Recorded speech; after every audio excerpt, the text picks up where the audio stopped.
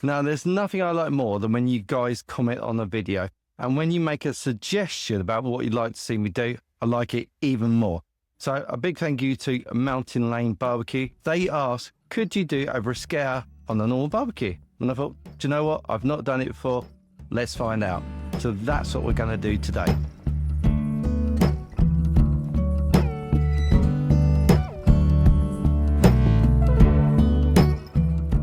So you can see, I've got a John Davidson's, and this is a 1.1 kilo. So not the biggest ones you can get, but still pretty good size. There we go. Now look at that. It's got a beautiful bit of fat on top. So we're going to leave that. In fact, I'm not going to trim this at all. Because we're going to do this on the barbecue and we're going to have the heat source one side. I'll show you that in a minute. But I'm just going to leave this fat on it, give it some texture, add some beautiful flavour, lots of moisture, helps form that butt. Fantastic. So as normal, I'm using my mushroom soy sauce, which is a real trick. If you haven't tried it before, you definitely need to. As always, I will link everything I use in the description down below so you can always find it. And this is a real go-to. So I'm going to make it really nice and simple. Give that a good, nice bit of covering. Now, this is the first time I've actually done a video on my new SNS Grill. And I have to say, I've done quite a few cooks on it now and I proper love it.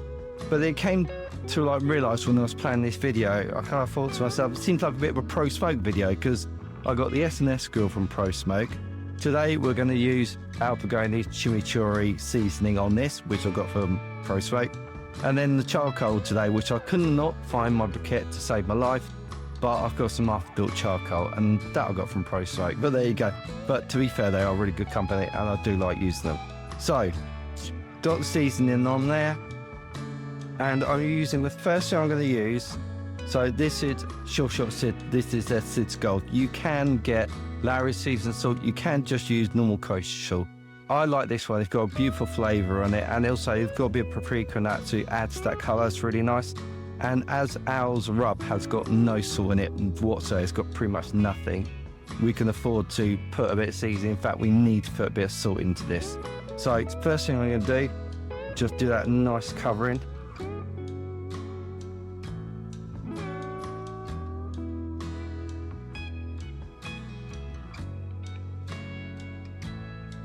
Oh yeah, that's good.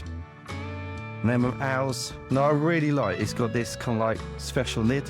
So rather than these ones, which really you can pull that shaker out, but you can pop these off, but actually it's really good for seasoning. So we're going to start with the non-presentation side first. So we'll say it's this one. And I'm going to go for a really kind of like, I said it's going to come out nice, now it's coming out. So I really, really love the chimichurri sort of seasoning. I make chimichurri all the time and I have to say, everybody that tries it absolutely loves it. I know it's maybe a bit past itself in what people call a bit of a fad, but actually it's pretty amazing stuff.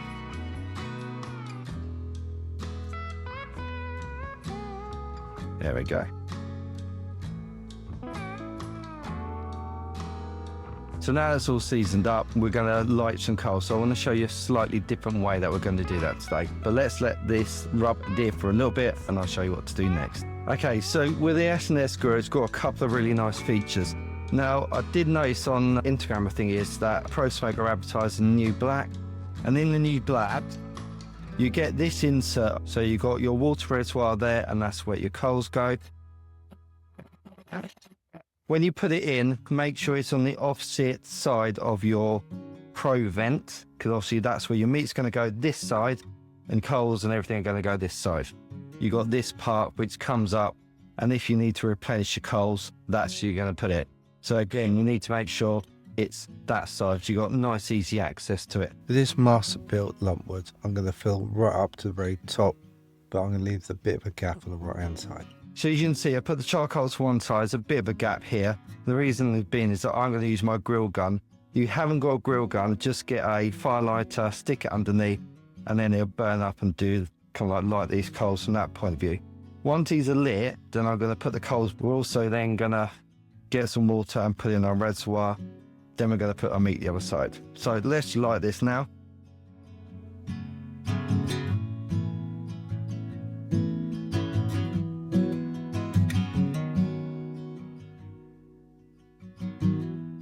So then what I'm just going to do, not crowd it too much, but really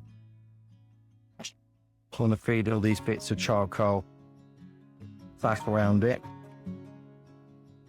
Then I've just chopped some normal bits of like oak. This is just normal white oak, and basically I'm going to stick those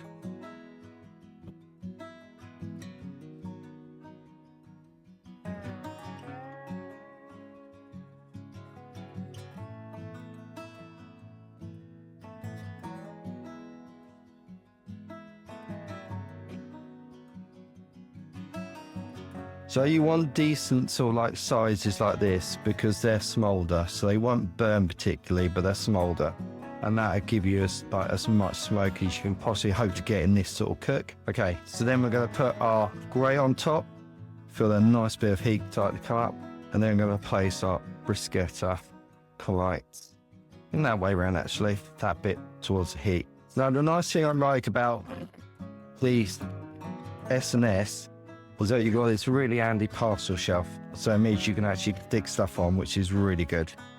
So I'm going to do a couple of things. Firstly, I'm going to add a probe to the meat itself. I'm going to make sure it goes roughly in the centre so we get an accurate reading. And the other thing I'm going to do is get a pit probe as well, just so I can maintain an eye on the temp where I plug those in. Okay, so you've got the probes in, you've got a temp probe there. You can see this is really starting to catch nice. This smoke, this bit was starting to smoulder, and you're going to get that coals start to light each other across, and they go across the grill. Now, with the actual lid itself, you need your vent actually over your meat, because what you want to happen is the heat to come up here, travel across your meat, the smoke and everything hit it, and then it comes out the vent. So what I'm going to do, put that vent on. So we're going to keep an eye on the temperature. So I want this to rock around 275, I think. You know, this isn't going to be a long cook. We're not going to get a huge amount of smoke on it, but I do want it to cook, you know, in a reasonable amount of time.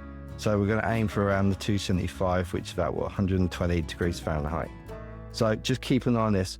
Got to be careful of it initially. Some people, I've seen some people say, well, just bung it on it, stabilise, and it'll be fine. Actually, it's not. You just need to let it come up to temperature, keep an eye on it, and then you need to adjust your vents accordingly so you can get the right temperature. So don't initially just leave it. Keep an eye on it for the first 10-15 minutes, get that temperature, play around your vents. I'll show you that in a minute to show you kind of what to do. And what you need is for it to just rock around the 275 mark. But now let's give this about 5-10 minutes and let it get up to temperature. Okay, so you can see the temperature there is rocking just over 300, so it's obviously a bit hotter than what we want. So basically we're going to do a couple of things. If I show you how things are looking at the moment, looking really nice. You can see the coals have lit that water reservoir doing its job. I'm going to close it down because I don't want that to burn. I just want actual like smouldering. But what we're going to do, we're going to do the bottom vents. We're going to close those down about halfway, and then these top vents, I'm just going to close to about that.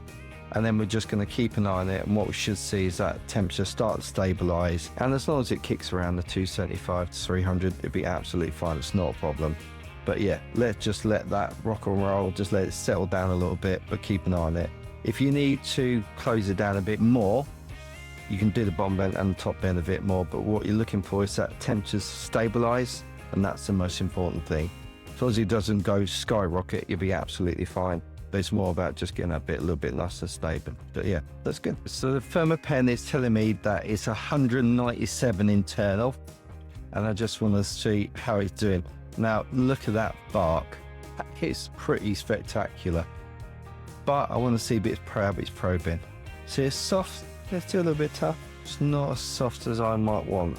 So I think they're going to carry on for a bit, because at the moment, what's 10 temp? So at the moment, about 198. So I do want this around the 200 mark. But if you see, the charcoal is doing an amazing job. Still plenty of life, and the heat is coming off there. It's beautiful. Still got plenty of wood left. You know, that's not, you know, kind of like burnt up at all, but it's charred, so we can get smoke off that. Now, the actual water reservoir here, I've topped it up once, probably about 10 minutes ago, and as you can see, it's doing an amazing job, because not only is it adding moisture into the actual cook chamber itself, which helps that smoke to adhere to your meat, so it adds loads of flavour, but actually just helps put moisture back into the cook chamber generally, and just helps, just gives a really nice even temperature. When it comes to the full boat, it's really nice and easy. Just take your time, scrunch the tin away from you as you turn it. That forms a nice handle. Make sure you keep the tin foil nice and close to the meat though. What that does, accelerates the cook, but also leaves the top open so the heat can still get on here, so it doesn't mess the bark up. And that's really one thing I love about the brisquetta is the bark. So you can see there, look, it's starting to get beautiful and juicy, but I don't want to lose that bark, so the full bite works quite nicely. Right, let's put this back on.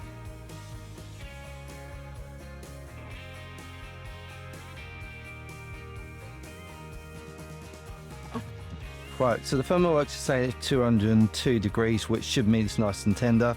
But with my instant read thermometer, I'm just going to test it and see what it's like in terms of tenderness. Now that bar looks amazing. Oh, that is proving beautiful. Temperature wise, 206. So pretty much spot on, so that's good. And as you can see there, to show you the coals, there's actually plenty left, so it just shows how efficient it can be. And even though this was lumber charcoal, it still performed really well. Saying that, this cook's been, 2 hours? So really nice and quick. It smells amazing. I'm literally dribbling. It smells so nice. But let's take this off, let it rest, and then we can slice it up and have a taste. That's the most important bit. So this looks amazing. And I want to show you something here. You can hear that. Got a beautiful crispy bark on the top of it. Full boat works perfectly for that. Everything's beefy and tender, but you've got a little bit of a texture, just makes it a little bit nice. And what I'm going to do is all these juices, I'm going to pour them on top because I don't want to waste any of those. That is just bursting with flavour, and it's captured everything that we would have lost. So first thing I'm going to do, slice in the middle. Now the grain is different, so you've got grain going this way and then you've got grain that way, but just to show you the middle bit, I'm going to slice this slap bang in the middle. Now look at that. That is beautiful. Got a nice smoke ring around it as well. Now I'm just going to show this. A nice close up to the camera. Maybe look at that. That is beautiful. Now that is beautiful, tender. Flavour's amazing. You've got all that seasoning, you've got that chimichurri rub on the outside, you've got that salt. It just works perfectly, and you've got that beautiful beef flavour that comes through from the bruschetta. Now don't forget, if you like this video, go and check out this playlist. I'll show you loads of things that you can do on the normal kettle barbecue. This SNS is absolutely amazing, and the slow and sear works perfectly. I got both of these plus the Alphagoni rub from Pro Smoke. I'll leave links to them down in the description. Go and check them out. This video isn't sponsored, but actually I totally recommend them as a supply.